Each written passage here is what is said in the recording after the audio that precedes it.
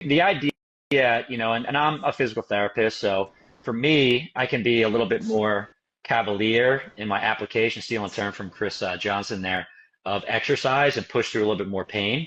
But I think the goal is when you're training, as long as you have a good training program, you want to try to maintain that program as much as possible. When you're injured, but we still have to respect that injury, right? Let's say you have squats that day and your hip is bothering you. You may find that back squats, as you start to approach the working sets, don't feel good, right? And by don't feel good, I mean it just hurts. You have pain, it doesn't feel good. So we can do a variety of things. So we can reduce the load a little bit. We can increase repetitions maybe that you're doing. We can change that RPE, right? We can slow down the movement. And if those things aren't working, we can also change the modification of the movement. Maybe try a front squat, puts a little less strain on the hip. Maybe do a box squat, which again puts less strain on the hip because we're not squatting quite as deep. All else fails, we can try some sort of lunge variation. So maybe we're not squatting for the day like we want to. We're still training our lower body.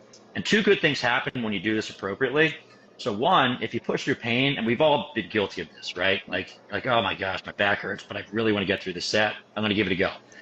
Generally speaking, you get out on the other side and your pain goes away eventually and you feel pretty good, right? But sometimes you get hurt and that happens more often than not. So I think you're just rolling the dice whenever this happens. Because we know that if you have a current injury that's not that bad, if you work through it, you're more likely to get a worse injury, right? And if we modify appropriately, we're still working towards our training goals, at least somewhat. We're also respecting the healing injury and we're applying stress to it that can help it rehab at the same time.